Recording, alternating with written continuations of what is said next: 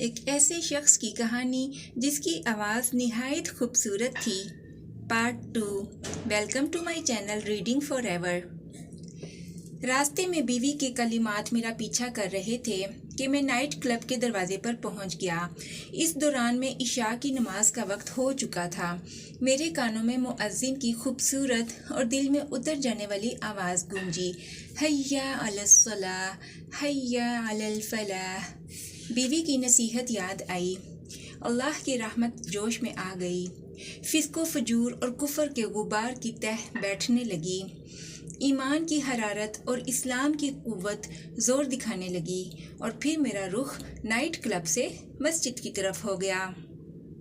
میں مسجد میں داخل ہوا، وضو کیا، جماعت ہو رہی تھی۔ میں نے نماز ادا کی۔ بعض نمازیوں نے مجھے پہچان لیا۔ کوئی ہاتھ ملا رہا ہے، کوئی دور سے سلام کر رہا ہے۔ ان کے چہروں پر مسکراہٹ ہے، اور میرا چہرہ بھی خوشی سے چمک رہا ہے۔ الحمدللہ، میں نے فطرت کو پا لیا ہے۔ کسی نے مجھے صحیح بخاری کا نسخہ تحفے میں دیا۔ یہ اب میرے لیے متاع حیات تھی۔ میں اپنے نئے ماڈل کی قیمتی گاڑی میں سوار ہوا۔ اس کا رخ نائٹ کلب کی بجائے گھر کی طرف تھا۔ میری بیوی جو مجھے فجر کے وقت گھر آتے دیکھا کرتی تھی، آج عشاء کے بعد گھر میں دیکھ رہی تھی۔ بیوی کی طرف بڑھا، بیگم تمہیں مبارک ہو، میں نے آج سے گانوں سے توبہ کر لی ہے۔ میں نے فسق و فجور اور لہو و لعب کی زندگی کو 3 طلاقیں دے دی ہیں۔ میں نے سچی توبہ کر لی ہے۔ میں الحمدللہ تائب ہو گیا ہوں۔ پھر میں نے محسوس کیا کہ گویا میں نے نئی زندگی کا آغاز کیا ہے۔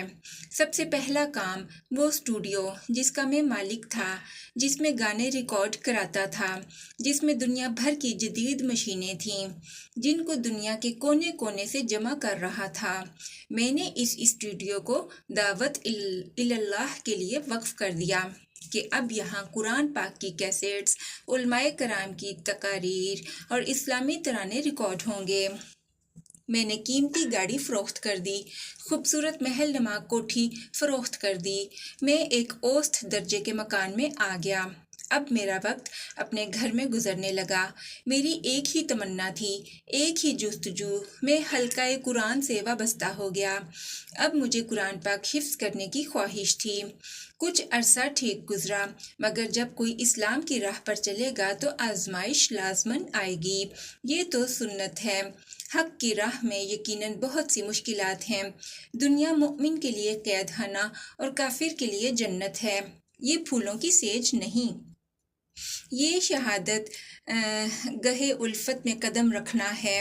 عبداللہ کے لیے سب سے پہلی آزمائش مال کی کمی تھی۔ وہ گانے بجانے کے علاوہ کوئی کام نہیں جانتا تھا۔ یہ گانا بجانا ختم ہوا تو رزق بھی ختم ہو گیا۔ پہلے کا کمایا ہوا مال وہ حرام کی کمائی تھی، لہٰذا اس میں برکت تو سرے سے تھی ہی نہیں۔ پس انداز بھی کم ہی تھا۔ کئی دن، کئی راتیں، کئی ہفتے گزر گئے۔ آمدنی کا کوئی ذریعہ نہ بن سکا۔ جس شخص نے ساری زندگی عیش و عشرت میں گزاری ہو، اب اس کے لیے فاقہ کشی شیطان نے کئی بار بہکایا۔ ماضی یاد آیا، کس طرح مال و دولت میں کھیلتا تھا، اور اب روٹی کے لیے ترس رہا ہوں۔ اسی زندگی میں لوٹ جاؤں کیا؟ مگر ایمان کے تقاضے کچھ اور تھے۔ اور پھر ایک دن اس کے پرانے رفقا آ گئے، موجودہ صورتحال پر افسوس کا اظہار کیا اور دامِ تزویر پھیلایا۔ عبداللہ، 1 رات ہمیں دے دو، صرف 1 رات، اور معاوضہ تم سوچ بھی نہیں سکتے۔ جو پہلے 1 رات میں کماتے تھے، اس سے 2 گنا، 3 گنا، 5 گنا، 7 گنا، 9 گنا، 10 گنا زیادہ دینے کے لیے بھی ہم تیار ہیں۔ 1 مرتبہ ہاں کر دو۔ مگر ایمان باللہ جب پختہ ہو جائے تو پھر انقلابات برپا ہوا کرتے ہیں، سخت پہاڑ بھی راستہ چھوڑ دیتے ہیں۔ ایمان اس کے مقابلے میں دنیا بھر کی دولت، دنیا بھر کی سیادت اور حکمرانی پر کاہ کے برابر بھی حیثیت نہیں رکھتی۔ عبداللہ کے دل میں رب تعالیٰ کی محبت راسخ ہو چکی تھی۔ تمام اقسام کی مراعات، لالچ، فوائد کچھ منظور نہیں۔ میں نے رحمان کو راضی کرنے کا عزم کیا ہوا ہے۔ آزمائش کا اگلا دور شروع ہوا۔ حکومت کو معلوم ہوا کہ عبداللہ نے گانا گانے سے توبہ کر لی ہے، اس کی یہ مجال۔ اس کو بلایا گیا، پوچھا گیا، تنبیہ کی گئی، منع کیا گیا کہ یہ تمہارا فیصلہ نہایت نامعقول ہے اور احمقانہ بھی۔ بعض نے کہا کہ چھوڑ دو، چند دن کی بات ہے، خود ہی واپس آ جائے گا۔ پھر اس کے ساتھ متعدد دانشوروں نے اپنے تئیں عصر حاضر کے نام نہاد دانشوروں نے عبداللہ سے مناقشہ شروع کیا، مناظرہ ہوا، اس سے بحث ہوئی تو معلوم ہوا کہ یہ وہ عبداللہ نہیں جس نے 18 سال فنکاری کی ہے، یہ وہ مشہور مغنی، وہ گلوکار نہیں، یہ تو کوئی اور عبداللہ ہے۔ ان کو خوب معلوم ہو گیا کہ اب وہ عبداللہ گویہ نہیں بلکہ داعی اللہ ہے۔ اور جب مناقشہ، مناظرہ، بحث، لالچ سب ناکام ہو گئے، عبداللہ کو منوانے میں سب مکمل طور پر ناکام ہو چکے تھے، پھر منوانے کا، رام کرنے کا نیا انداز اختیار کیا گیا، وہی انداز جو تمام طاغوتی طاقتیں اختیار کرتی ہیں۔ ہر زمانے میں، ہر دور میں ڈرانے کا، دھمکانے کا انداز۔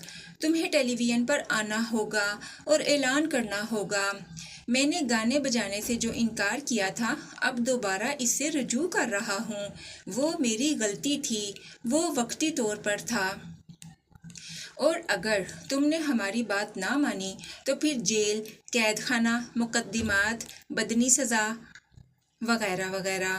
مگر ایک سچا مومن جس کا ایمان راسخ ہے، جسے رب کی تائید اور مدد کا پختہ یقین ہے، اس کے رویے میں کوئی نرمی نہیں آئی۔ یہ زندگی ہے نا، ایک ہی، اسے ختم ہو جانا ہے۔ اگر رب کی فرما برداری میں ختم ہوتی ہے تو سودا مہنگا نہیں۔ عبداللہ نے اپنے رب کے ساتھ سچا سودا کیا اور اس عزم کا اظہار کیا کہ اگر جان کی بازی بھی لگانی پڑے تو وہ حق سے نہیں پھرے گا۔ پھر عبداللہ نے شدت سے اور پوری قوت سے ان کے تمام مطالبات کو ٹھکرا دیا۔ خواہ مجھے ٹکڑے ٹکڑے کر دیا جائے، میں تمہاری بات ماننے کے لیے تیار نہیں۔ ان حالات میں طاغوت کے دیگر حربوں میں سے ایک حربہ حق کی آواز کو روکنے کا، قید، جیل، حبس، نظر بندی، مقدمات ہوتا ہے۔ چنانچہ یہ حربہ بھی آزمایا گیا، اس کو جیل میں ڈال دیا گیا، شاید کہ لوٹ آئے۔ اس کا جرم، اس کا قصور، رقص و سرود اور گانے سے انکار۔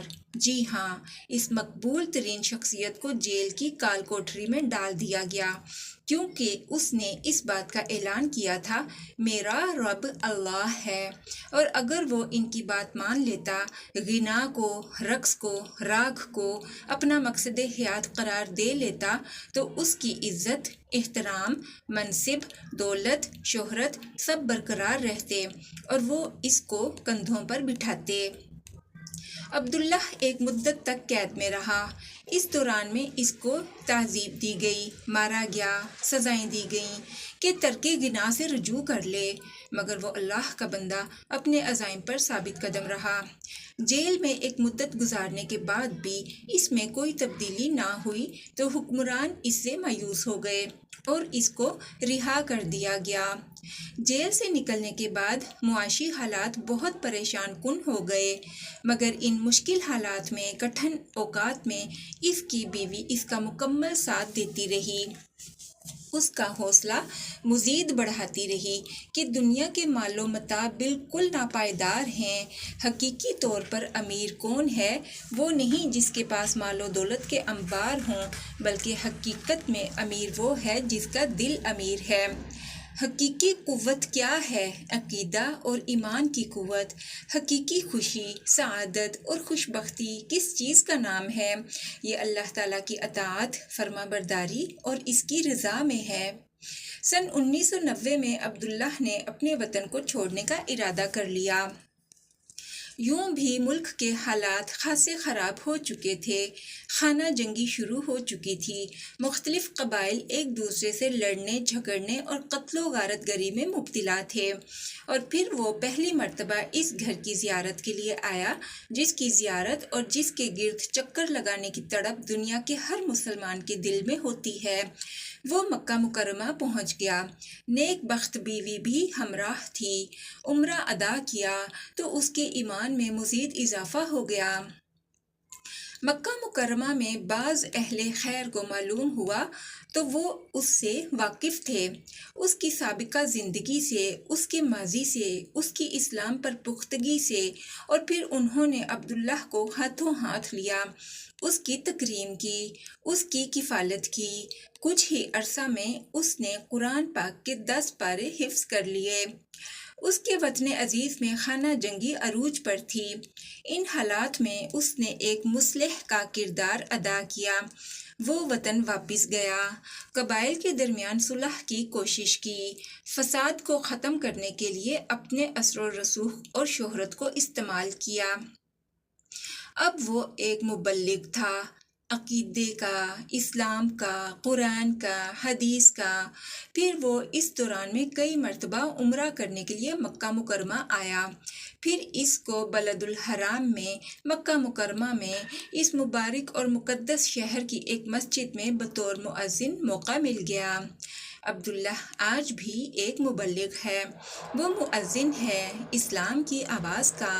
وہ سعودی عرب میں ہو یا صومالیہ میں، ہر جگہ وہ دعوت اللہ کا فریضہ سر انجام دے رہا ہے، اور نہ جانے کتنے ہی گناہ گاروں اور خطا کاروں نے اس کے ہاتھ پر توبہ کی ہے اور اپنی زندگیاں قرآن و سنت کے مطابق بنا لی ہیں تاکہ وہ بھی حقیقی سعادت سے بہرہ ور ہو سکیں، بالکل اسی طرح جس طرح عبداللہ حقیقی سعادت حاصل کر چکا ہے۔ بلا شبہ ہدایت اللہ ہی کی طرف سے ہے، مگر عبداللہ کی ہدایت کا سبب اس کی بیوی بنی، جس کی استقامت نے اسے صراط مستقیم پر چلنے پر مجبور کر دیا۔ اللہ کے رسول صلی اللہ علیہ وآلہ وسلم کا فرمان بالکل حق ہے، دنیا ایک پونجی ہے اور دنیا کی بہترین پونجی نیک بیوی ہے۔ آج کی کہانی یہاں پر ختم کرتی ہوں۔